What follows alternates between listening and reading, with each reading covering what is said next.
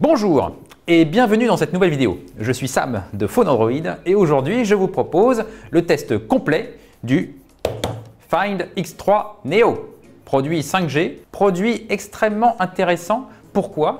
Parce qu'il se positionne sur le segment des flagship killers.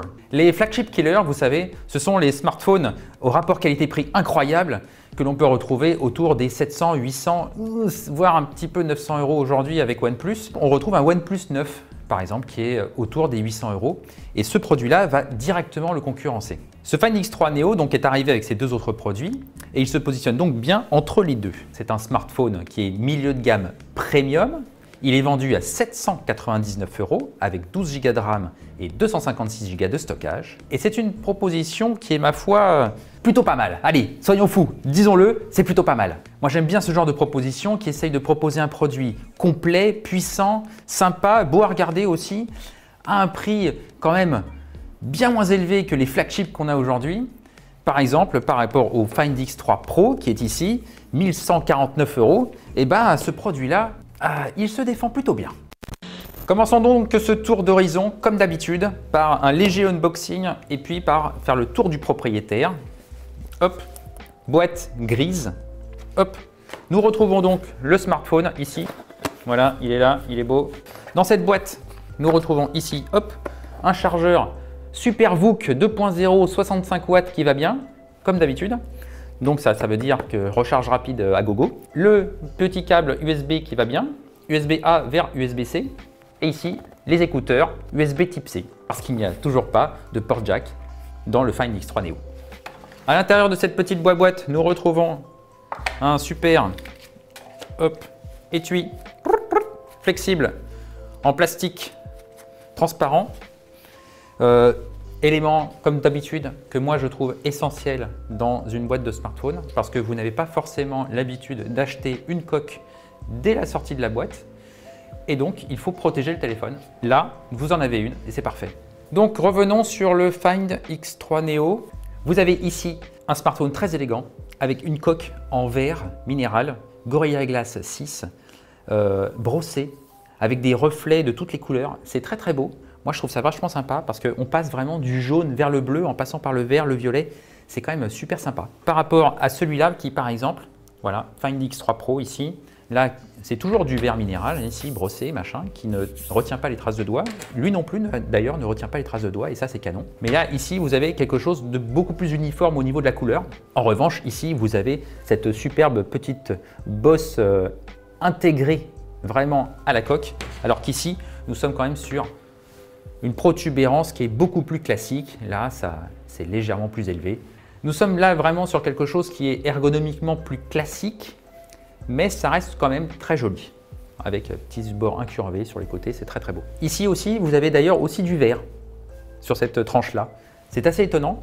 D'habitude, tout le contour et le châssis est en aluminium. Ici, vous avez le contour en aluminium sur 3 tranches et ici, c'est du verre. À l'avant aussi, vous avez également du verre, c'est du Gorilla 6 ici aussi. C'est un écran qui est incurvé, on y reviendra.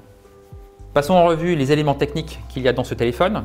Ici, vous retrouvez le bloc photo avec 4 capteurs, 4 objectifs précisément, et un flash. Ici, vous avez le contrôle du volume.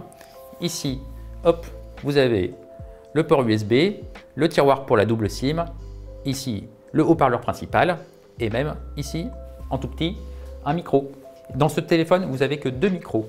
Vous en avez un ici et un ici. Vous n'avez pas un troisième micro pour la prise de vue en vidéo. Moi, j'aime bien quand il y a un troisième micro. C'est ce qui était le cas dans le Find X3 Pro. Là, il n'y en a pas. Dommage. Le bouton pour l'allumage. Et ici, vous avez le capteur selfie dans un petit trou qui va bien. Un poinçon. Nous retrouvons ColorOS 11.1 qui est basé sur Android 11. Au fur et à mesure du temps, Oppo a vraiment amélioré son interface. ColorOS 11, c'est bien. ColorOS 11.1, c'est très très bien aussi. Là, on a du ColorOS 11.2. Alors, il y a quelques petits changements qui ne sont pas non plus fou. Mais ici, c'est une version qui est légèrement antérieure et il y aura peut-être une mise à jour qui lui permettra d'avoir les changements logiciels qui sont intégrés au Find X3 Pro. Donc, bonne interface, comme d'habitude, avec beaucoup d'outils de personnalisation. Ici, il y a le style de tiroir de notification, les couleurs aussi des icônes, le style des icônes, etc., etc. Il y a beaucoup de choses que l'on peut paramétrer pour faire que ce téléphone, c'est le vôtre et pas celui du voisin. Après avoir regardé le design dans son ensemble, regardons un petit peu plus l'écran, notamment les caractéristiques techniques de l'écran. Vous avez ici une grande dalle de 6,55 pouces. C'est une dalle qui est AMOLED, qui est compatible 90 Hz pour le taux de rafraîchissement. C'est une dalle qui est compatible avec un taux de rafraîchissement de 90 Hz. Vous avez le choix entre 60 et 90. C'est une dalle qui est Full HD+, pour une résolution de 402 pixels par pouce. Et enfin, c'est une dalle qui propose une fréquence d'échantillonnage de 180 Hz, c'est-à-dire 2 fois plus que le taux de rafraîchissement de la dalle. Ça, c'est un grand classique. Et dernier petit point, il y a un lecteur d'empreintes qui est situé ici. Il y a deux réglages pour la colorimétrie dans cet écran. Il y a le réglage vif et le réglage doux. Le réglage vif, c'est un mode que nous avons déjà vu dans le Find X3 Pro et qui prend quelques libertés au niveau des couleurs.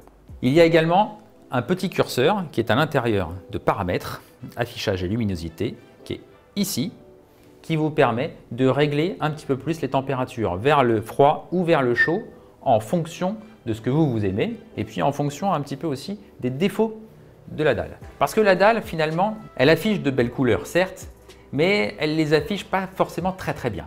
Nous avons utilisé notre sonde et qu'est-ce que nous avons trouvé? Nous avons trouvé que la température générale de la dalle est bien plus élevée que la normale, à 7000 degrés à peu près, et nous avons trouvé un delta E qui est un petit peu au-dessus des 3. Ça veut dire qu'il y a beaucoup de bleu, il y a beaucoup de vert, il y a beaucoup de violet par rapport à toutes les autres couleurs. Côté luminosité, vous avez une dalle qui éclaire beaucoup.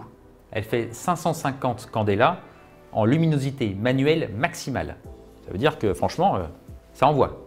En automatique, elle peut bien sûr monter bien au-delà quand vous êtes sous le soleil, dehors, en plein air, et que vous avez vraiment besoin d'avoir beaucoup plus de lumière au niveau de l'écran.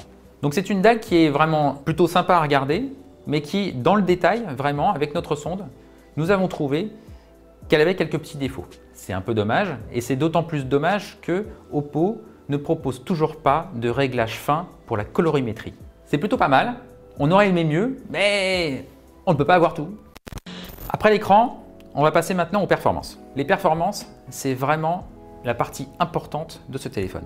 Comme on vous l'a dit au départ, le Find X3 Neo propose une plateforme qui est bien plus élevée que celle du Find X2 Neo et qui se rapproche de celle du Find X2 Pro, c'est-à-dire le haut de gamme de l'année dernière. Vous retrouvez à l'intérieur le Snapdragon 865, c'est-à-dire le SoC flagship de Qualcomm de 2020. Vous avez là-dedans les performances d'un haut de gamme de l'année dernière. Le Snapdragon 865 est associé à 12 Go de RAM et à 256 Go de stockage. Et ça aussi, c'est plutôt pas mal.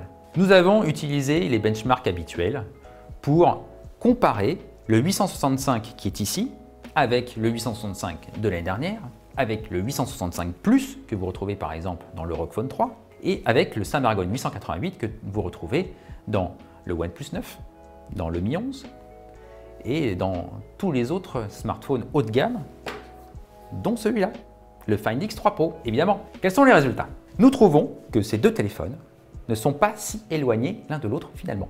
C'est une vraie surprise parce qu'on se dit que finalement, lui qui est à 799 € et lui qui est à 1149 €, presque 400 € de différence, c'est quand même énorme pour avoir une différence de performance qui n'est pas si dingue que ça. Entrons un peu plus dans le détail. Nous avons fait tourner Geekbench par exemple ou Antutu. Avec ces deux benchmarks, nous trouvons que les cœurs applicatifs du Snapdragon 865 et du Snapdragon 888 sont finalement assez proches. Nous avons des performances qui sont proches, qui sont un peu en dessous, mais pas beaucoup plus en dessous.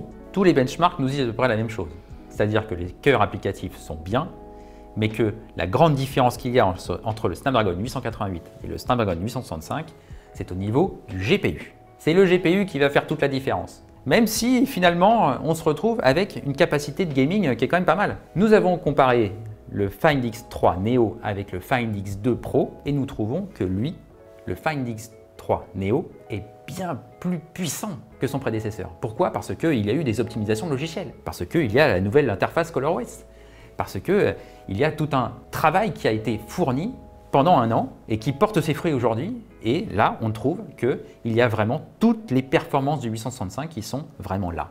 Donc ces performances sont largement suffisantes pour des usages classiques, pour les usages téléphonie, réseaux sociaux, streaming vidéo, même un peu de casual gaming, bien entendu. Et théoriquement, ce smartphone ferait très bien aussi l'affaire en gaming pur et dur, puisque lui, il l'était déjà un petit peu quand même. Mais ça, c'est en théorie. Qu'est-ce qui se passe en pratique? En pratique, qu'est-ce que ça donne? Ça donne que le Snapdragon 865 est capable d'absorber les gros jeux. Oui, comme on l'a vu l'année dernière. Et quand on a lancé Genshin Impact, le smartphone s'est dit « Ouh, là on est en train de me solliciter ». Donc, il est monté en puissance, il est monté aussi en température, jusqu'à 43 degrés. Et à 43 degrés, qu'est-ce qui se passe? La montée en puissance s'arrête. Les performances sont bloquées pour que le chipset redescende en température. Pour lui, la limite de température, elle est de 47 degrés. Il l'atteignait environ en une dizaine de minutes. Ça veut dire qu'en 10 minutes, vous pouviez gamer à fond sur ce téléphone et après, moins. Avec lui, vous pouvez gamer quelques minutes. Quelques minutes à fond et après, ça arrive à 43 degrés, ça redescend, ça remonte, ça redescend, ça remonte, ça redescend, etc. etc., etc. Notre test 3D Mark Wildlife Stress Test pendant 20 minutes, vous voyez très clairement qu'il y a de bonnes performances au début et là, il y a une baisse de performance. Il y a une baisse de performance de 30% à peu près. C'est ça le problème du Find X3 Neo. C'est ça le problème aussi du Find X3 Pro. C'est ça aussi le problème du Mi 11, de tous les téléphones quasiment qui sont sous Snapdragon 888, sauf les excellents smartphones gaming que sont les ROG Phone 5 et compagnie, qui eux arrivent à gérer cette température et qui sont fournis avec un petit module qui va derrière, avec le petit ventilo. Comme ça, hop, on fait baisser la température et on a toujours des belles performances. Sinon, quand c'est de la dissipation de chaleur avec les matériaux qui sont dedans, passifs on dit, et bien là, il faut se contenter vraiment des petites vaguelettes. Dommage. Donc nous avons vu les performances de ce smartphone en termes de puissance pure, en termes de gaming. Mais justement, comment ça se passe au niveau de l'autonomie? D'abord, un petit rappel, à l'intérieur de ce téléphone, il y a une batterie de 4500 mAh. C'est une très bonne batterie parce que nous avons ici une capacité 20% plus élevée que celle du Find X2 Neo, alors que le téléphone, il est moins épais. Nous avons donc une batterie de 4500 mAh qui offre une autonomie, alors pour ceux qui ne jouent pas, d'1 jour et demi, bien tassé. Vous pourriez même avoir un tout petit peu plus si jamais vous passez en 60 Hz sur l'écran par exemple, ou si vous baissez un petit peu la luminosité. Mais sinon, 1 jour et demi, je pense que c'est vraiment l'autonomie que moi en tout cas j'ai ressentie. Et pour les gamers, en revanche, c'est beaucoup moins évidemment, ça se compte en heures. Avec Genshin Impact, nous avons calculé une autonomie qui est entre 3 heures et 5 heures en fonction des réglages des graphismes. C'est-à-dire 3 heures si vous êtes en graphisme haut avec 60 fps et plutôt 5 heures avec des graphismes moyens avec 30 fps. Le téléphone est évidemment compatible SuperVOOC 2.0. Nous avons vu précédemment qu'il y a un chargeur compatible fourni avec le téléphone, donc ça c'est vraiment super.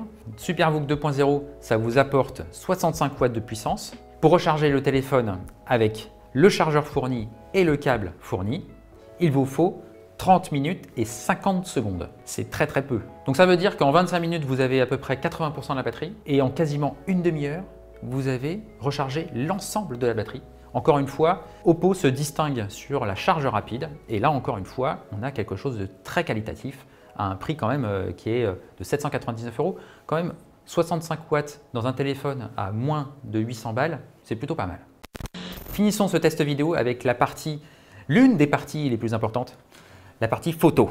Ah, la partie photo. Commençons cette partie photo avec un tour du propriétaire des capteurs qui sont ici. D'abord, il y a celui-là. Lui, c'est l'IMX766, un capteur photo qui a été co-développé par Sony et Oppo. Ce capteur, il est stabilisé, il a un autofocus omnidirectionnel et son objectif ouvre à f1.8. Ici, nous avons un capteur 16 mégapixels. Il est rangé derrière un objectif ultra grand angle, 123 degrés, et il ouvre à f2.2. Ici, nous avons un capteur 13 mégapixels rangé derrière un téléobjectif qui ouvre à f2.4. C'est un téléobjectif, donc ça veut dire qu'il y a un rapport de zoom. Le rapport de zoom optique est de 2 fois. En hybride, on monte à 5 fois. Et en numérique, on monte jusqu'à 20 fois. Le dernier capteur de cet ensemble, il est ici, dans ce tout petit trou. Lui, c'est un capteur 2 mégapixels avec un objectif qui ouvre à f2.4. Son rôle, c'est de prendre des macros. Mais bon, on verra que c'est pas top. Ici, nous avons un capteur selfie 32 mégapixels. Ah, là, on commence à avoir du lourd, hein. 32 mégapixels pour prendre sa tête, ça c'est pas mal. Alors, quels sont les résultats au final? On va commencer avec le 50 mégapixels. Parce que c'est lui qui est important, c'est votre meilleur ami dans la vie, parce que c'est lui que vous utiliserez dans quasiment toutes les situations. Donc le 50 mégapixels, il fait des belles photos qui sont lumineuses, qui sont contrastées, qui sont colorées, avec de la netteté, avec des détails, surtout dans les ombres. Vous aurez des très bons résultats de jour comme de nuit, parce qu'il y a évidemment le mode nuit d'Oppo à l'intérieur de ColorOS, et ce mode nuit, il est super. Le capteur 50 mégapixels capture en 12,5 mégapixels par défaut. Ça veut dire qu'il combine en fait 4 pixels adjacents pour apporter plus de lumière. Mais évidemment, vous pouvez choisir de passer en 50 mégapixels. À ce moment-là, vous aurez une photo qui est bien plus grande, qui est énorme, qui est vraiment très grande, mais vous aurez moins de lumière parce que justement l'idée c'est que les 4 pixels adjacents se combinent et combinent leurs informations pour avoir plus de lumière, pour avoir plus de contraste, et là vous en aurez moins en 50 mégapixels parce que chaque petit pixel devra se débrouiller tout seul. Donc moi personnellement je préfère capturer en 12,5 que en 50 parce que justement j'ai plus de lumière et j'aurai aussi plus de finesse d'ailleurs dans certains détails, dans les ombres par exemple. Passons donc au capteur 16 mégapixels. C'est un capteur qui est rangé derrière un objectif ultra grand angle 123 degrés comme on l'a dit précédemment. C'est un capteur qui offre de beaux résultats également avec pas mal de piqué, pas mal de lumière, mais un peu moins de contraste et peut-être aussi un peu moins d'équilibre dans la composition de la photo. Vous aurez également des corrections de distorsion qui sont peut-être un peu moins bien travaillées. Ça veut dire que certains arbres auront des angles un petit peu bizarres quand ils sont sur le côté de votre photo. Nous avons les mêmes remarques sur le capteur 13 mégapixels qui est ici, celui avec le téléobjectif. Nous avons également ici de l'équilibre, nous avons du piqué, nous avons du détail, mais nous manquons peut-être un petit peu de contraste et peut-être aussi un petit peu de lumière. C'est normal, l'objectif il ouvre moins grand, donc conclusion, il y a moins de lumière qui arrive jusqu'au capteur. Sur les rapports de zoom, jusqu'à 2 fois bien sûr c'est nickel, à 5 fois ça reste très bon, mais à partir du rapport 10 fois en numérique, ça va être beaucoup moins bien. Ça va être beaucoup moins bien parce que vous allez perdre en qualité, en piqué, en détail, vous aurez du flou.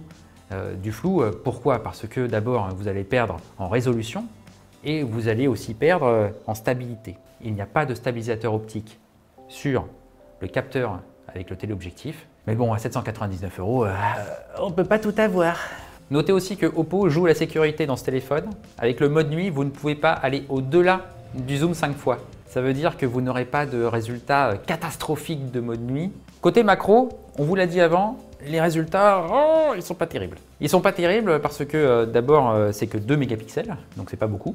Et vous voyez, le capteur, il est vraiment tout petit, avec un objectif qui est vraiment tout petit et qui ouvre vraiment pas très grand, f2.4. Donc ça veut dire qu'il n'y a pas beaucoup de lumière non plus. Petit capteur, petit pixel, petit objectif, ça commence à faire beaucoup. Donc conclusion, ce capteur, moi perso, je préfère pas l'utiliser. Hop, et enfin le capteur selfie qui est ici. Lui aussi, il est étonnant, mais de la bonne manière. Il offre de beaux clichés, il offre de beaux autoportraits, avec beaucoup d'élégance, avec beaucoup de lumière, avec du piqué, avec beaucoup de détails. Ça, c'est vachement sympa. Attention, attention, attention aux outils de lissage. Alors, heureusement, par défaut, les outils de lissage, ils ne sont pas très prononcés, mais ils sont activés par défaut. Quel est mon avis général sur ce téléphone? C'est un bon téléphone. C'est même un très bon téléphone parce que, encore une fois, il offre un rapport qualité-prix qui est bien supérieur à ce que nous avions l'habitude d'avoir chez les Reno et chez les Find qui sont milieu de gamme. Disons Lite, Neo, etc. Moi personnellement, ce produit, je trouve que c'est le meilleur produit en milieu de gamme que Oppo il ait proposé ces dernières années. Clairement, il n'y a pas de doute, parce que c'est une plateforme qui est puissante, parce qu'il y a un capteur photo qui est ici, qui est canon, et parce que le look, il est vraiment super quali, avec vraiment ce beau dos irisé avec ses multiples couleurs. Donc franchement, il est élégant ce produit, il est puissant ce produit, et il est qualitatif ce produit. On va le comparer avec d'autres smartphones. On va le comparer notamment avec le OnePlus 9, qui, avec la même configuration, est un poil plus cher, Ah! Et finalement, ce serait pas un flagship killer, lui? C'est un produit qui est bien positionné sur son marché. J'irais presque même jusqu'à vous le recommander. Alors lui, je l'aime beaucoup parce que franchement, il a un design canon. Et son double capteur 50 mégapixels pour l'ultra grand angle et pour le capteur principal, c'est une idée qui est riche, qui est vraiment très riche. Mais c'est vrai que lui, il est quand même 350 € plus cher. Alors, est-ce que j'ai envie de payer 350 € plus cher pour avoir une expérience, certes, meilleure, mais pas tant que ça? Ça se joue. N'hésitez pas à nous dire en commentaire ce que vous pensez un petit peu de cet équilibre qu'il y a entre la totale qualitative et puis quelques petits compromis, tout petits compromis, mais à beaucoup moins cher. Voilà donc qui conclut mon test vidéo du Find X3 Neo. J'espère que cette vidéo vous aura plu. Si c'est le cas, n'hésitez pas à nous mettre un petit pouce bleu, ça fait toujours plaisir. Si vous avez des questions, n'hésitez pas à les poster en commentaire. Nous nous ferons un plaisir d'y répondre. N'hésitez pas non plus à vous abonner à notre chaîne et à activer les notifications afin de ne rater aucun autre rendez-vous. Pour ma part, je vous retrouve très bientôt sur la chaîne Phone Android. D'ici là, portez-vous bien. Ciao!